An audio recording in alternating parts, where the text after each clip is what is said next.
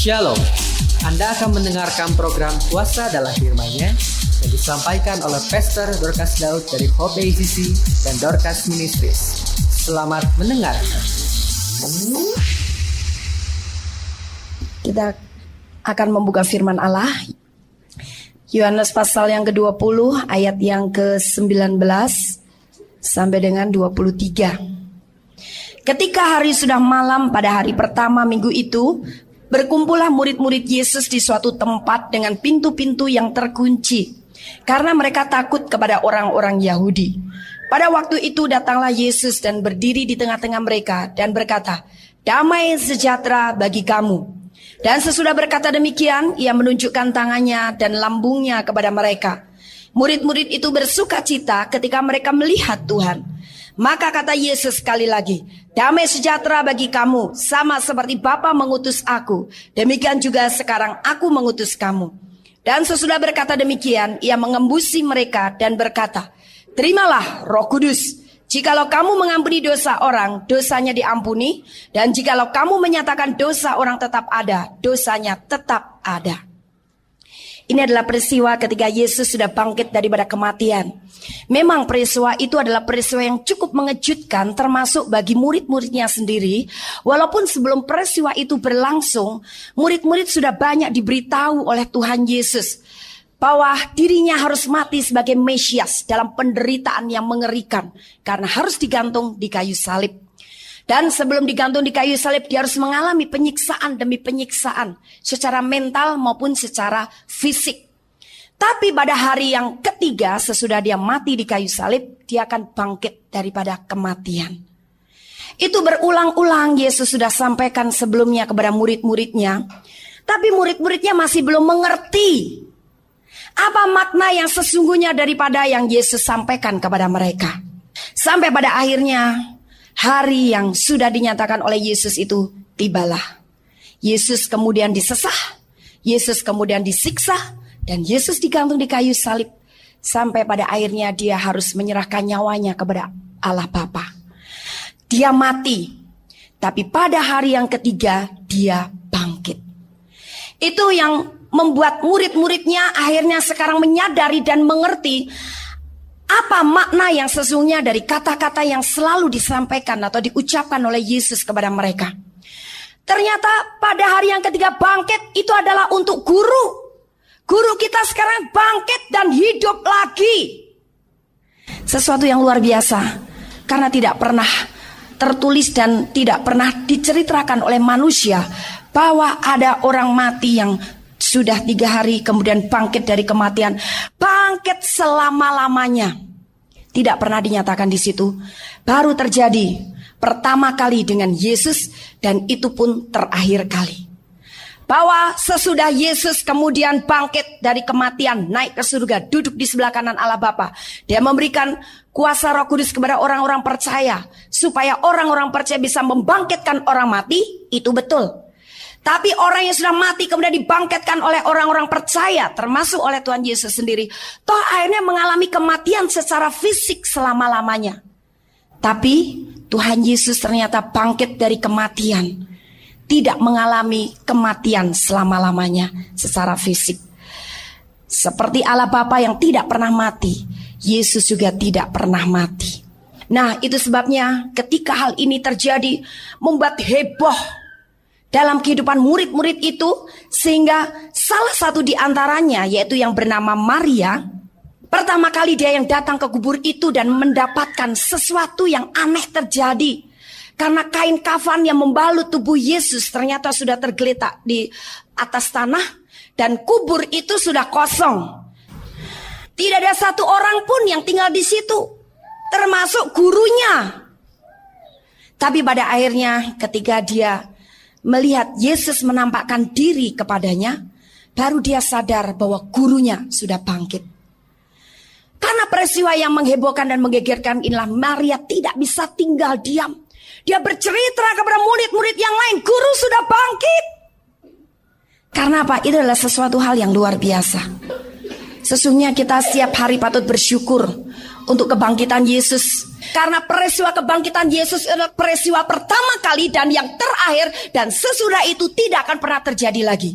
Orang yang akan dibangkitkan dari kematian, naik ke surga, duduk di sebelah kanan Allah Bapa. Sesudah itu tidak akan pernah terjadi lagi. Sekalipun pada akhirnya bermunculan Mesias palsu, tapi mereka bukan Mesias yang ditentukan oleh Allah. Mesias hanya satu, yaitu Yesus Kristus. Yesus yang diurapi. Dan tanpa dia bangkit, kita tidak akan pernah mengalami hidup di dalam kehidupan ini. Hidup di dalam segala sesuatu sehingga kita mempunyai pengharapan. Kita bisa punya keyakinan untuk masa depan. Kita tidak mengalami ketakutan. Dan bahkan kita bisa punya iman. Kita mengalami kemenangan. Ini adalah sesuatu yang luar biasa. Itu sebabnya peristiwa-peristiwa ini bukan merupakan satu peristiwa yang kita lakukan dengan tradisi, tapi makna yang lebih dalam daripada kebangkitan Yesus. Karena tanpa kebangkitan Yesus ternyata kita sama dengan manusia yang lain. Tidak ada harapan baik untuk masa sekarang maupun masa yang akan datang. Itu sebabnya Maria tidak tahan untuk tidak bercerita kepada murid yang lain. Ini sesuatu yang luar biasa. Kita tidak bisa tinggal diam. Padahal tidak ada yang memberi tahu kepada Maria supaya dia bercerita tentang kebangkitan Yesus ini kepada yang lain. Tapi dorongan yang secara spontan dari dalam rohnya, roh dari hati yang mengasihi Tuhan dan menyaksikan akan kebangkitannya, dan hati yang mempercayai Tuhan, itu mendorong Maria. Sekalipun dia tidak mendapat perintah secara khusus dari seseorang, tapi dia menceritakan dan memberitakan tentang kebangkitan Yesus ini kepada orang lain. Orang Kristen yang sudah dilahirkan baru, di dalam dirinya ada benih ilahi. Kalau hatinya mengasihi Tuhan, kalau hatinya percaya sepenuhnya kepada Tuhan Yesus, tanpa harus diperintah setiap hari dan setiap kali, baik melalui khotbah-khotbah maupun melalui pembacaan firman Allah, akan muncul dorongannya spontan menyaksikan bahwa Yesus itu adalah hidup. Maria tidak pernah diberitahu tentang hal ini, tapi dia langsung mengikuti dorongan rohnya untuk bercerita tentang itu. Roh yang sama yang ada di dalam Maria ada di dalam Anda dan saya.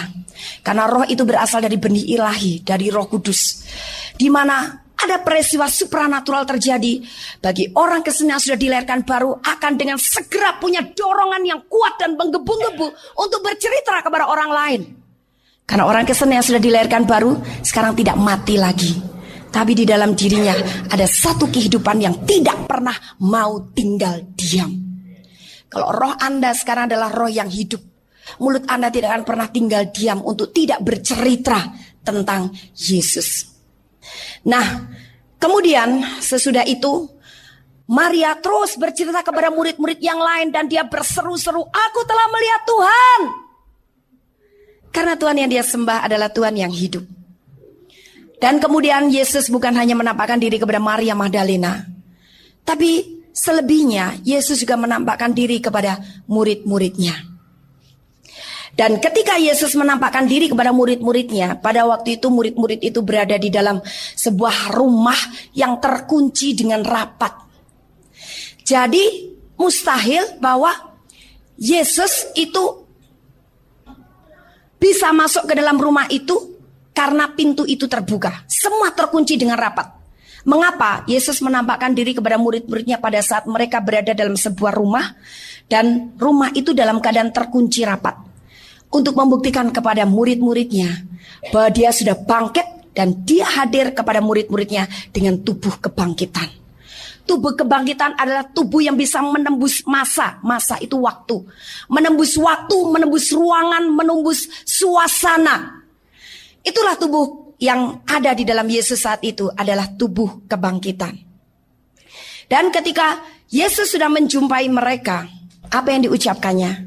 Pertama kali dia katakan, "Damai sejahtera bagi kamu." Apa maksud Yesus menyatakan kalimat damai sejahtera bagi kamu? Bahwa Yesus akan mengingatkan kepada murid-muridnya bahwa sejak aku sudah mati sebagai orang yang tersalib, menanggung semua dosa-dosa dan kelemahan kamu dan segala kutuk-kutuknya, aku sekarang sudah bangkit. Kamu yang percaya kepadaku dan menjadi muridku, sekarang kamu sudah ditebus dari dosa. Kamu sudah mendapat pengampunan yang kekal. Itu sebabnya kamu sekarang akan mengalami damai sejahtera. Sebab orang yang masih hidup di dalam dosa, dia tidak akan pernah merasakan damai sejahtera. Coba Anda sekarang renungkan dalam hidup Anda. Kalau suatu hari Anda tiba-tiba melakukan satu kesalahan, satu dosa. Katakanlah dosa itu dosa bohong. Walaupun kebohongan itu bukan kebohongan yang besar. Artinya Anda membohongi uang orang berjumlah ratusan juta. Tapi hanya berbohong masalah kecil dan sederhana. Maka tiba-tiba engkau merasakan hatimu menjadi gelisah. Tiba-tiba engkau merasa tidak tenang. Dan pikiran Anda mulai bertanya-tanya, kenapa saya menjadi gelisah? Kenapa saya menjadi resah? Ketika engkau mau jujur di hadapan Tuhan, engkau akan berdiam diri di hadapan Tuhan. Dan engkau akan bertanya kepada Tuhan, Tuhan, kenapa saya gelisah? Kenapa saya resah? Kenapa saya tidak merasakan damai sejahtera? Tiba-tiba Roh Kudus akan mengingatkan Anda.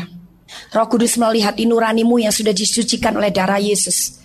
Dia akan berkata, menjawab Anda. Kenapa kamu gelisah? Kenapa kamu tidak damai sejahtera? Karena kamu tadi berbohong. Baru Anda sadar, oh iya, tadi saya berbohong kepada orang lain. Padahal mungkin bohong itu hanya sederhana. Tapi karena orang yang sudah dilahirkan baru di situ ada benih ilahi, maka membuat orang ini sebetulnya tidak bisa berbuat dosa lagi. Itu sebabnya ketika setan bisa menipu orang ini, dalam arti kata menipu perkara yang sedikit saja, melakukan dosa yang kecil saja, rasanya hati nurani kita sudah berontak. Hati kita tidak menerima, roh kita tidak setuju. Dia akan membuat kegelisahan di dalam jiwa kita. Dan akhirnya kita sadar, oh saya telah berdosa, Tuhan ampuni saya. Kenapa saya berbohong? Tuhan sucikan kembali mulut lidah bibir saya, hati saya dengan darah-Mu yang kudus. Dan ketika Anda sudah membereskannya di hadapan Tuhan, tiba-tiba mengalami kelegaan dan kau merasakan damai sejahtera lagi. Nah, itu merupakan satu tanda bahwa mengapa Yesus menyatakan kalimat yang pertama ketika dia sudah bangkit dari kematian di hadapan murid-muridnya adalah kalimat damai sejahtera bagi kamu. Dia ingin mengingatkan murid-muridnya bahwa kamu sekarang sudah terbebas dari hukuman dosa. Kamu tidak perlu lagi ketakutan, kamu tidak perlu lagi gelisah, kamu tidak perlu lagi tertuduh oleh masa lalumu, oleh dosa-dosamu, oleh penyelewenganmu, oleh kesalahan-kesalahanmu. Kalau kamu sudah meminta ampun dan mempercayai penebusanku, maka kamu sudah diampuni. Sekarang hiduplah di dalam damai sejahtera. Tuhan Yesus dan Roh Kudusnya tidak pernah menuduh kita. Yang sering menuduh kita adalah setan dan iblis. Supaya apa? Kita tidak mempercayakan penebusan dan pengampunan Yesus yang diberikan kepada kita. Kita terus-menerus akan menjadi orang yang tertuduh, orang yang bersalah, sampai kita begitu stres dan depresi dengan keadaan kita. Tiba-tiba ada perasaan frustrasi yang melanda pikirannya. Ada keputusasaan, rasanya bosan hidup, rasanya jenuh hidup. Dan tiba-tiba muncul pemikiran, seandainya aku mati saja, betapa enaknya. Kelihatannya orang yang sudah mati selesai dari segala masalah, selesai daripada segala tantangan, selesai dari segala kesulitan. Tiba-tiba terus saja berpikiran pengen mati, pengen mati, pengen mati. Dan kalau sudah seperti itu, dia tidak bisa lagi menyembah Tuhan. Dia tidak bisa punya iman lagi. Bahkan pengharapannya mulai pudar. Dia mulai mempunyai kerajinan yang kendor. Dia mulai hidupnya tidak bersemangat. Dan bahkan dia merasakan ada sesuatu yang dingin di dalam hatinya. Pada saat dia tidur, dia akan terus-menerus bermimpi yang buruk. Segala macam mimpi yang buruk. Karena roh dan jiwanya turun dari level hadirat Allah. Orang Kristen yang terus dalam damai sejahtera, rohnya akan tetap tinggal di dalam hadirat Allah. Karena tidak ada perasaan tertuduh dalam jiwanya. Nah, setan ingin kita turun dari hadirat Allah. Karena orang Kristen yang berada di hadirat Allah itu membahayakan bagi dirinya. Dia tahu orang Kristen yang terus tinggal di dalam hadirat Allah, kuasanya luar biasa, imannya dahsyat, dan dia bisa menjadi seperti Yesus. Yesus itu yang paling ditakuti oleh setan-setan. Dia ingin supaya orang Kristen tidak seperti Yesus. Jangan. Sebab kalau orang Kristen seperti Yesus, bahaya bagi kami dan kerajaan kami. Sebab Yesus sudah mengalahkan mereka. Itu sebabnya Mereka pengen balas dendam, mereka pengen mengalahkan orang-orang yang percaya kepada Yesus. Dia tarik sedemikian rupa dan cara yang paling efektif untuk menarik orang Kristen yang tinggal di hadirat Allah dengan memasukkan tuduhan-tuduhan di dalam alam pikirannya dan di dalam jiwanya. Terus-menerus dituduh sampai dia tidak berdaya. Tetapi ketika engkau mengakui di hadapannya, apa yang Allah segera lakukan? Dia ambil darah anaknya sendiri, kemudian catatan dosa Anda langsung dihapus dengan darah anaknya. Darah itu seperti tip X. Kalau sekarang, zaman sekarang, anak-anak sekolah sekalipun masih SD tidak model pakai pensil, pakai ballpoint atau pakai tinta. Jadi tidak mungkin kalau menulis salah, melakukan kesalahan dihapus pakai penghapus, harus ada tip X. Nah, darah Yesus seperti tip X yang langsung menghapus catatan dosa itu. Apalagi ketika sesudah kita mengakui dosa itu di hadapan Tuhan dan kita meminta ampun kepadanya, bukan hanya catatan dosa kita saja yang dihapus. Kalau kemudian kita menolak dan membenci setan yang sudah menipu kita melakukan dosa dan mengusir dia keluar, maka setan-setan itu juga keluar daripada hidup kita. Hidup kita menjadi semakin kudus di matanya Allah. Kita sudah dikuduskan oleh darah Yesus, sekarang disucikan lagi oleh urapan Roh Kudus, karena di dalam kita sekarang tidak ada lagi roh-roh seperti itu. Nah, jangan pernah meragukan anugerah Allah yang seperti ini. Damai sejahtera terus di dalam hatimu. Kalau setan berusaha menuduh engkau harus segera hardik setan itu dengan firman Allah. Kita ingat Yesus mengalahkan bujukan dan tuduhan setan ketika dia habis berpuasa 40 hari dengan firman. Selalu dia ucapkan, ada tertulis, ada tertulis, ada tertulis. Setan tahu firman, tapi setan berusaha memutarbalikkan pengertian firman kepada kita. Tapi kalau kita sekarang lawan dengan firman yang benar, maka setan tidak bisa menyerang lagi. Itu sebabnya kita harus mengetahui firman Tuhan. Kalau ada setan dan iblis berusaha menuduh kita, hei setan iblis, aku sekarang katakan kepada engkau, aku ingatkan kepada engkau, ada tertulis bahwa saya telah mengenal kasih Allah yang luar biasa. Allah itu setia dan adil. Aku sudah mengaku dosa di hadapannya. Aku sudah meminta ampun kepadanya. Maka dia sudah menyucikan dan mengampuni aku dari segala dosa dan kejahatan. Dari mana ayat itu ada? 1 Yohanes 1 ayat 9. Begitu juga tentang tuduhan iblis tentang hal-hal yang lain, perkara-perkara yang lain. Sebab ketika engkau membuka diri dan engkau kompromi menerima tuduhan-tuduhan daripada setan dan iblis, maka setan dan iblis yang membuat engkau berzinah, yang membuat engkau pemarah, yang membuat engkau jadi tukang berjudi, itu dapat peluang lagi masuk lagi di dalam kita. Walaupun tadinya dia sudah keluar dari hidup kita. Itu sebabnya biarlah tetap hatimu terpelihara dalam damai sejahteranya. Bahkan firman Tuhan yang lain mengatakan, biarlah damai sejahtera Kristus memerintah di dalam hatimu. Hati yang dalam keadaan tidak damai sejahtera membuka celah bagi roh-roh yang bukan daripada Allah atau roh-roh yang tidak dikehendaki Allah masuk di dalam kita. Jadi bentengi rapat-rapat, pagari rapat-rapat hatimu dengan damai sejahtera.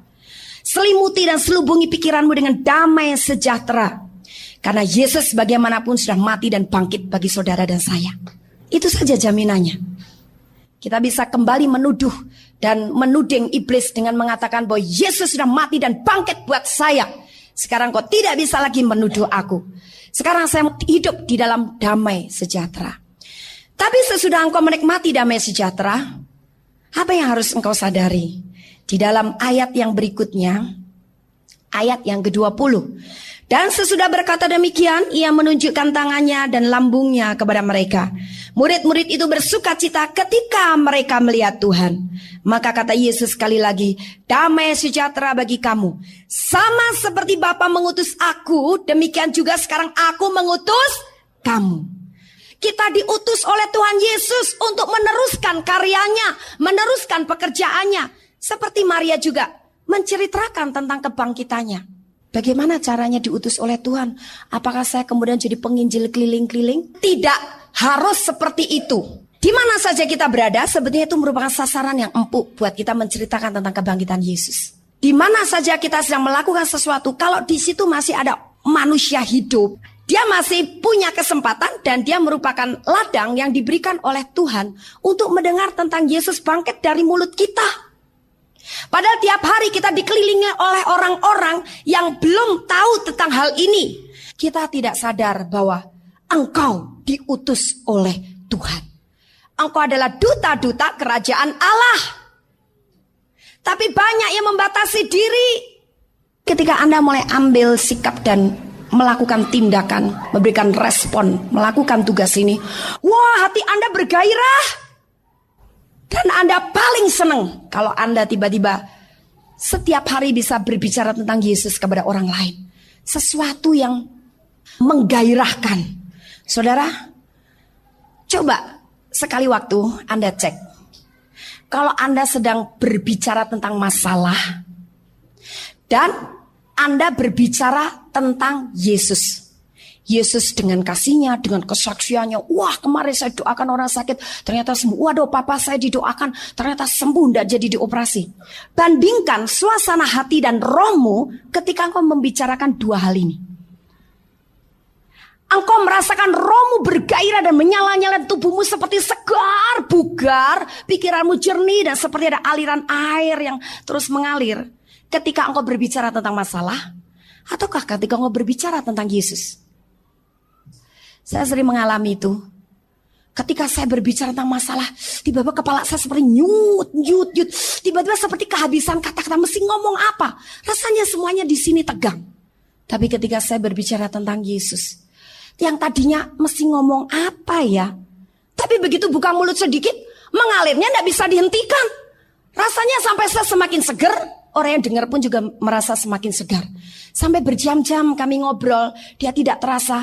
Wah, saya sudah berapa lama duduk di rumah ibu? Saya sudah berapa lama ngobrol sama ibu? Kami tidak merasakan waktu. Karena apa? Ada kehidupan yang menyala di situ. Nah, Anda mau tetap merasakan damai sejahtera? Ataukah Anda akan merasakan ketegangan, kesedihan, kepahitan yang terus-menerus berulang-ulang karena engkau mulutnya senang menceritakan masalah? Ataukah engkau mau mengalami sukacita dan damai sejahtera? Kalau engkau mau terus terpelihara dalam damai sejahtera dan sukacita, mulutnya banyak dipakai ngomong tentang Yesus.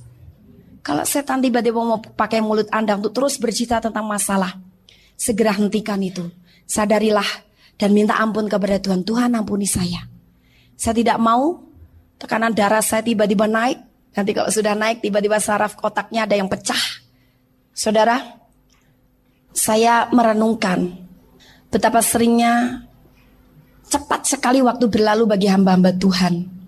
Orang-orang yang kadang-kadang kami kasih dekat dengan kami, menjadi hamba Tuhan, tiba-tiba tanpa sakit, tahu-tahu tekanan darah bisa naik dan terjadi pecah, pembuluh darah yang pecah begitu, langsung mati seketika.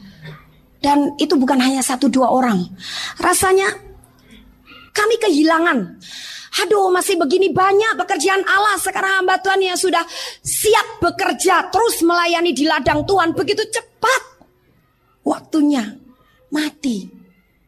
Nah, sekarang menjadi peringatan bagi kita-kita yang masih diberi izin oleh Tuhan tinggal di dunia. Manfaatkan waktumu dengan bijaksana dan sebaik-baiknya. Bagaimana kita memanfaatkan waktu dengan bijaksana dan baik di hadapan Allah dan di hadapan manusia, serta untuk diri kita sendiri, tetap hidup dalam damai sejahtera. Dan manusia bisa hidup dalam damai sejahtera kalau dia terus-menerus menceritakan tentang Yesus. Tapi kalau mulutmu dipakai untuk mengeluh, mulutmu dipakai untuk marah, mulutmu dipakai untuk menfitnah orang, menceritakan masalah, terus-menerus berulang-ulang, menceritakan tentang kesalahan orang, berulang-ulang, maka engkau menjadi stres, engkau menjadi kepahitan, engkau menjadi kecewa. Dan saat itu engkau akan ditembak oleh setan. Entah itu tadi tekanan darah jadi naik turun, entah jantungnya tiba-tiba diremet, langsung berhenti gak bisa jalan, entah tiba-tiba ginjalmu juga mandek, atau tiba-tiba seperti balon, salah satu bagian anggota tubuhmu tiba-tiba jadi meledak, membesar, jadi kanker. Nah, itu sebabnya tidak salah kalau sampai 2 kali Yesus mengatakan lagi damai sejahtera bagi kamu. Sebelum dia menyatakan tugas yang diberikan oleh Yesus kepada muridnya, Yesus mengingatkan lagi tentang damai sejahtera lagi. Dan kamu akan tetap merasa damai sejahtera kalau kamu melakukan tugasmu sebagai utusanku. Tidak ada satupun yang lebih indah dan lebih membuat kita damai sejahtera dan bersuka cita selain kita menceritakan tentang Yesus. Saudara, jangan pernah engkau merasa tidak mempunyai ladang, tidak mempunyai tempat, tidak mempunyai sarana, tidak punya kesempatan untuk bercerita tentang Yesus. Di mana-mana selalu ada. Banyak waktu dan banyak kesempatan sebetulnya untuk membuat kita berbuat banyak bagi kerajaan Allah. Tapi kita begitu santai. Kita kadang-kadang berpikir, itu mah bukan bagian saya. Itu bagian mama yang udah tua. Mama memang aktif di gereja. Itu bukan bagian kami anak-anak muda. Oh, itu bagian istri saya. Oh, itu bagian suami saya yang penginjil. Oh, itu bagian pendeta kita. Bukan, saudara. Itu semuanya adalah bagian kita. Saya akan tekankan berulang-ulang terus tentang hal ini. Setiap khotbah saya, karena apa? Satu tujuan Allah tentang Injil. Dalam berita Injil adalah berita pengampunan dosa. Itu harus kita beritakan kepada banyak orang. Kita jangan terpatok dengan kesulitan ini. Kita harus keluar dari kesulitan. Dengan prinsip atau dengan cara berpikir, sikap hati. Di mana saya berada, kalau saya ketemu orang, dia adalah ladang saya. Saudara bertobat sebelum Yesus datang kedua kalinya. Kalau Anda belum pernah melakukan ini, engkau datang dengan tangan yang hampa, engkau tidak terima mahkota apa-apa, engkau tidak akan memerintah menjadi raja di dalam kerajaan 1000 tahun. Apa yang kita lakukan sebenarnya bukan untuk Yesus. Yesus tidak egois kok. Segala-galanya dia sudah punya, sudah memiliki, sudah mengalami. Dan dia yang menciptakannya bersama Allah Bapa. Tapi itu untuk kita sendiri. Apakah kita mau jadi raja? Apakah kita mau dapat mahkota? Apakah rumah kita mau besar? Nah, itu semuanya ditentukan oleh hidup kita sekarang. Apakah hidup kita betul-betul menjadi utusan-utusan kerajaan Allah atau tidak? Nah, ambillah satu sikap. Setiap saya ketemu orang, dia adalah ladang yang diberikan Tuhan. Sekarang, 22. Dan sesudah berkata demikian, ia mengembusi mereka dan berkata, terimalah Roh Kudus. Jikalau kamu mengampuni dosa orang, dosanya diampuni. Dan jikalau kamu menyatakan dosa orang tetap ada, dosanya tetap ada. Yang ketiga adalah engkau diberi Roh Kudus. Untuk apa? Menjadi utusan kerajaan Allah atau duta-duta kerajaan Allah itu harus full power, powerful, penuh dengan kuasa. Itu sebabnya terima dan setiap hari urapan itu diperbarui. Dengan urapan yang baru, kita juga akan melakukan pekerjaan-pekerjaan yang baru. Setiap hari adalah hari yang selalu baru. Jangan pernah menjadi orang Kristen yang basi. Setahun yang lalu begitu saja, setahun kemudian juga tetap begitu, setahun yang akan datang juga begitu saja. Jangan, tapi setiap hari kita mengalami pembaharuan di dalam Kristus. Setiap hari kita melakukan hal-hal yang baru di dalam Dia. Itu yang membuat kita menjadi bersemangat. Karena kita belajar sesuatu yang baru melalui pengalaman-pengalaman. Tanpa kita masuk kepada praktek, kita tidak akan pernah punya pengalaman. Teori sudah banyak, tapi sekarang tinggal praktek. Yang keempat adalah apa yang harus kita lakukan sebagai orang yang sudah hidup dalam damai sejahtera karena sudah diampuni oleh Bapa, kemudian menjadi duta-duta kerajaan Allah, dan orang yang sudah menerima kuasa Roh Kudus adalah gemar mengampuni dosa orang. Kalau Anda masih menjadi orang Kristen yang pendendam, orang Kristen yang kepahitan terus-menerus, marah, jengkel, berontak terus, protes ini, protes itu, engkau belum masuk kepada 3 kategori tadi. Engkau orang Kristen-Kristenan. Satu ciri khas yang menonjol dan ingin dilihat oleh Allah adalah kuasa pengampunan begitu luas yang ada di dalam hidup kita buat orang lain. Seperti halnya Allah juga memberikan pengampunan kepada kita. Allah menjadi satu pribadi yang kaya sekali dengan pengampunan. Sampai sebetulnya kita tidak layak untuk diampuni, kita bisa menerima pengampunannya. Kita tidak layak diterima, kita bisa diterima oleh Dia. Itu adalah sesuatu yang luar biasa. Dan Allah ingin kita lakukan hal yang sama. Engkau sudah diberikan kuasa pengampunan secara supranatural. Engkau akan ditolong oleh Roh Kudus untuk bisa mengampuni. Tapi kuncinya mau dulu. Jangan protes terus. Diberi ini tidak puas minta yang ini, nanti dituruti yang ini tidak puas minta lagi yang itu, sudah dibeginikan tidak puas marah lagi, bikin yang itu, terus usrak di dalam. Saudara, itu bukan ciri-ciri seorang Kristen. Orang Kristen adalah 4 hal ini. Selain kita hidup penuh dengan damai sejahtera karena sudah diampuni, kemudian kita menjadi duta-duta kerajaan Allah, dan kita menjadi orang Kristen yang berkuasa. Yang keempat, engkau harus kaya dengan pengampunan. Sebelum kita mau melepaskan pengampunan yang terus menerus, maka engkau tidak akan pernah bisa menikmati damai sejahtera. Jengkel terus, lihat orang itu gerem, lihat orang ini gedeng, lihat orang itu jengkel. Wajah Anda tidak pernah bercahaya, wajah Anda tidak pernah memancarkan kemuliaan Allah, karena apa yang ada di hati itu akan terpancar dari wajah Anda. Itu sebabnya sucikan hatimu dari perasaan-perasaan tidak baik terhadap orang lain, tidak baik terhadap Tuhan, termasuk tidak baik terhadap diri sendiri. Karena ada juga orang Kristen yang tidak suka dengan dirinya. Dia membenci dirinya karena dia merasa gagal, dia merasa tidak seperti yang lain dan sebagainya. Sekarang jalin lagi hubungan yang baik dengan orang lain, dengan Tuhan, dengan diri sendiri. Ampuni semuanya. Karena apa? Karena itu merupakan ketentuan yang tidak bisa diganggu gugat. Sebab orang perjanjian baru adalah orang yang dibebaskan dari dosa karena pengampunan. Itu sebabnya hidup kita sebagai orang perjanjian baru adalah orang yang membebaskan dosa orang dengan pengampunan. Sebab ketika engkau berkata kepada seseorang, aku tidak mau mengampuni engkau, maka orang itu tetap diikat di dalam kuasa dosa. Tapi begitu engkau mengatakan, aku mengampuni engkau, orang itu akan dilepaskan dari kuasa dosa. Nah, kunci ada di dalam hidup kita. Kunci ada di lidah kita. Itu sebabnya lakukan 4 hal yang seperti ini. Kalau kita melihat 2 murid Yesus yang perlu kita renungkan dan kita bandingkan, kita melihat Yohanes 20 ayat 25 dulu. Dari ayat 24 ya. Tetapi Thomas, seorang dari ke-12 murid itu, yang disebut Didimus, tidak ada bersama-sama mereka ketika Yesus datang ke situ. Maka kata murid-murid yang lain itu kepadanya, kami telah melihat Tuhan. Tetapi Thomas berkata kepada mereka, sebelum aku melihat bekas paku pada tangannya, dan sebelum aku mencucukkan jariku ke dalam bekas paku itu, dan mencucukkan tanganku ke dalam lambungnya, sekali-kali aku tidak akan percaya. 8 hari kemudian murid-murid Yesus berada kembali dalam rumah itu, dan Thomas bersama-sama dengan mereka. Sementara pintu-pintu terkunci, Yesus datang dan ia berdiri di tengah-tengah mereka dan berkata, damai sejahtera bagi kamu. Kemudian ia berkata kepada Thomas, taruhlah jarimu di sini dan lihatlah tanganku. Ulurkanlah tanganmu dan cucukkan ke dalam lambungku. Dan jangan engkau tidak percaya lagi, melainkan percayalah.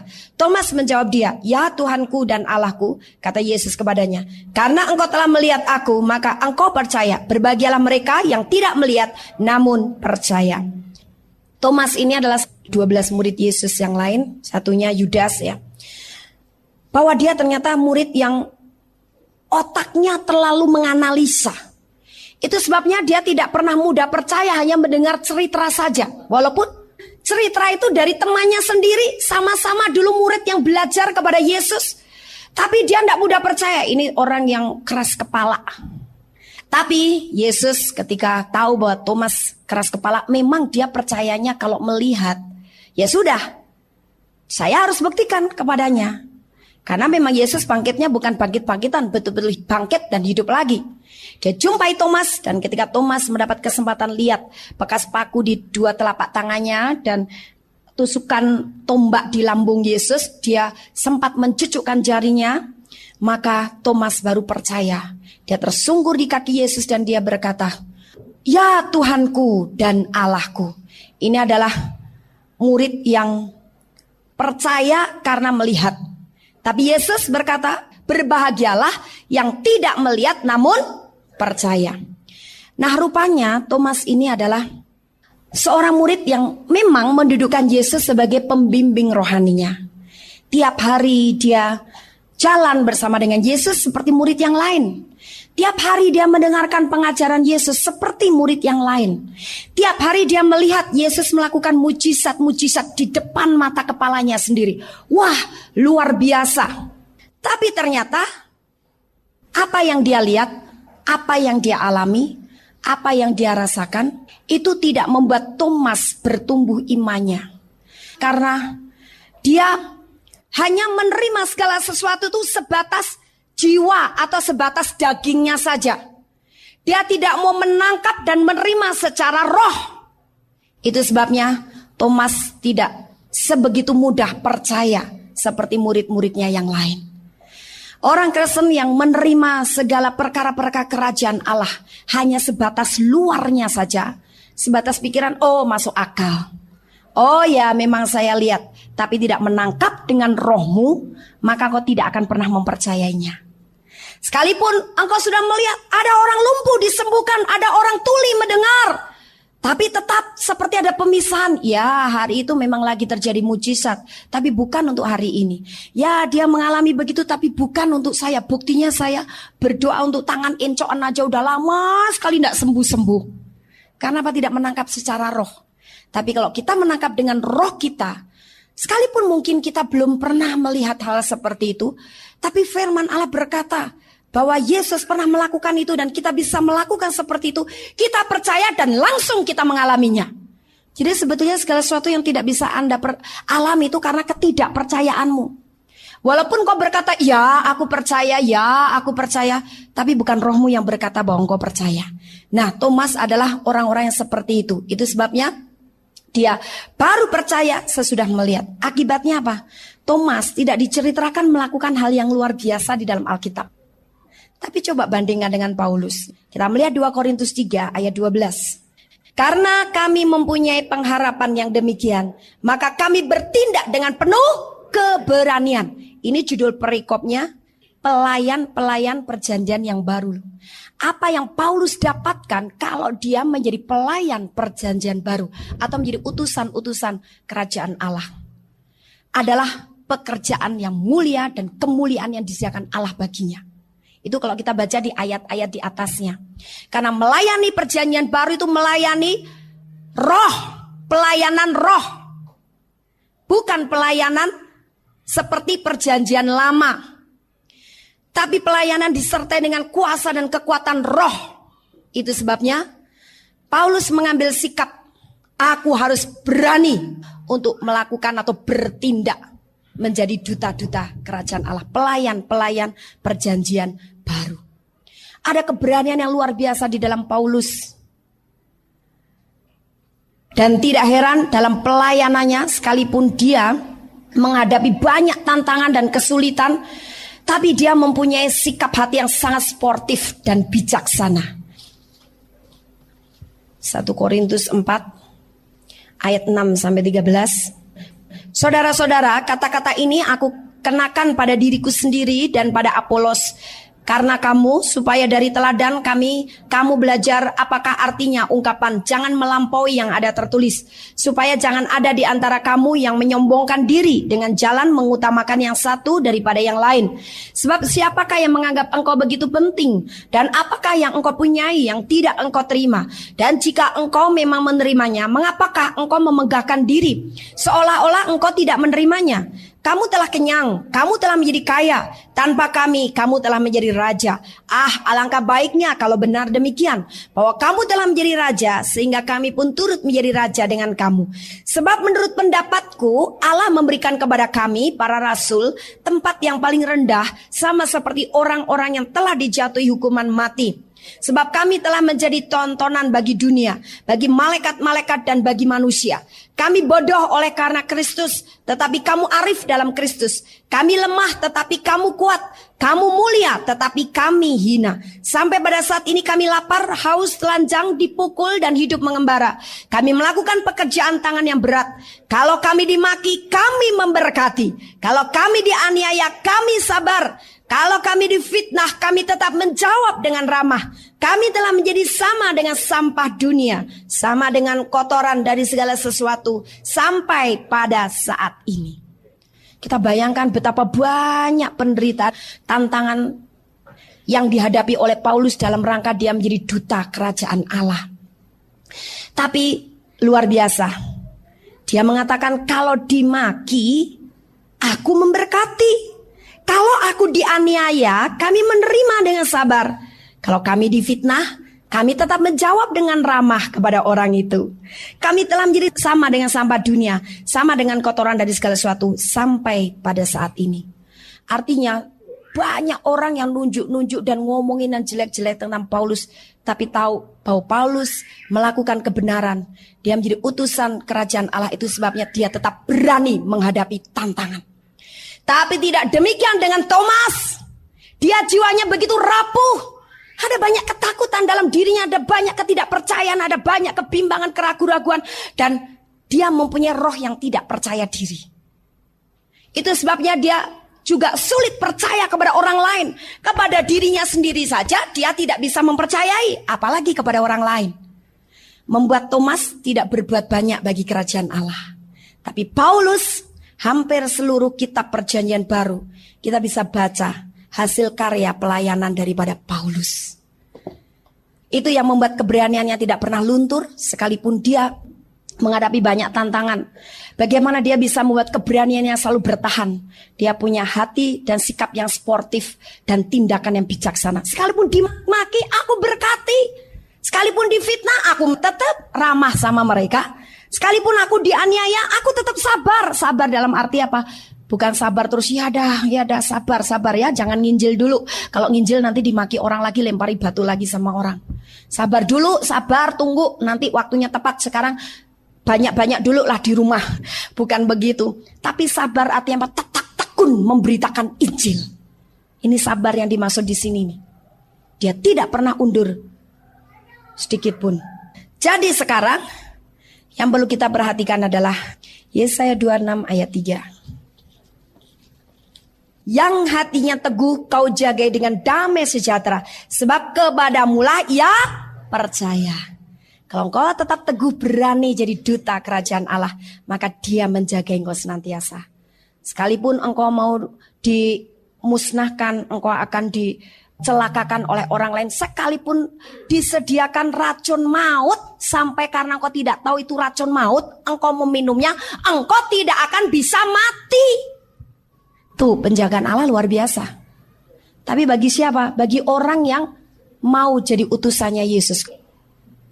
Kalau engkau terus mencobai firman, katanya nih orang percaya kalau minum racun maut, minum tidak bisa mati. Anda mencobai minum racun, padahal Anda tidak memberitakan Injil apa-apa. Mati. Tapi racun maut diminum bisa tidak mematikan oleh orang yang tekun memberitakan Injil. Atau memberitakan Injil dengan berani. Karena apa? Hatinya teguh. Dan itu menjadi alasan bagi Allah menjagai kita terus dengan damai sejahtera. Dalam keadaan damai sejahtera, iman kita begitu teguh. Iman inilah yang bisa menangkis racun maut. Iman inilah yang bisa menangkis pekerjaan setan-setan yang mau menghancurkan hidup kita. Roma 12 ayat 2. Janganlah kamu menjadi serupa dengan dunia ini, tetapi berubahlah oleh pembaruan budimu, sehingga kamu dapat membedakan manakah kehendak Allah, apa yang baik, yang berkenan kepada Allah, dan yang sempurna. Kita sekarang jangan menjadi serupa dengan dunia. Apa artinya? Bukan hanya kita sekarang tidak ke diskotik, kita tidak ke nonton bioskop. Dulu hobinya nonton bioskop di gedung-gedung bioskop, bukan hanya itu, tidak nonton televisi, bukan hanya itu, tapi menjadi tidak serupa dengan dunia adalah kalau engkau menempatkan diri jadi duta kerajaan Allah. Kalau engkau mau menjadi utusan-utusan Kristus, memberitakan Injil dengan disertai tanda-tanda ajaib. Sebab orang dunia tidak akan pernah melakukan hal ini. Mereka tidak akan pernah memberitakan tentang Yesus. Nah, ini yang tidak kita jumpai pada orang lain. Itu sebabnya kita menjadi tidak serupa dengan mereka kalau ada berita Injil atau berita tentang kebangkitan Yesus yang selalu keluar dari mulut kita. Baru engkau berbeda dari orang dunia. Mungkin kita masih membutuhkan kadang-kadang warta berita dari televisi dan sebagainya. Itu tidak dosa, tidak salah, asal jangan terikat di situ.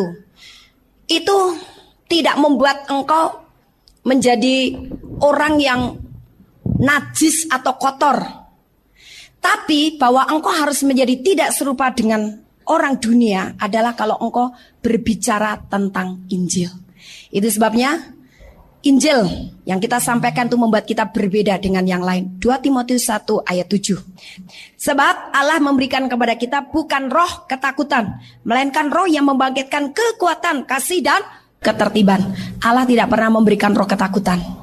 tapi Dia akan memberikan roh yang membangkitkan kekuatan. Ini berarti adalah keberanian. Keberanian untuk memberitakan Injil, memberitakan tentang kebangkitan Yesus. Dan ketertiban. Orang Kristen yang hidup berdisiplin sesuai firman Allah, sesuai dengan Roh Kudus, dan hidup berbeda dengan orang dunia, yaitu menjadi pemberita-pemberita Injil yang gagah berani. Haleluya! Kami percaya Anda pasti diberkati oleh firman Tuhan yang disampaikan oleh Pastor Dorcas Daud STH dari Hope ACC dan Dorcas Ministries. Dan bila Anda memiliki pertanyaan seputar kegiatan pelayanan kami, Anda dapat menghubungi kami di 08 222 703 0006. Sekali lagi di 08 222 703 0006. Sampai jumpa kembali. Tuhan Yesus memberkati.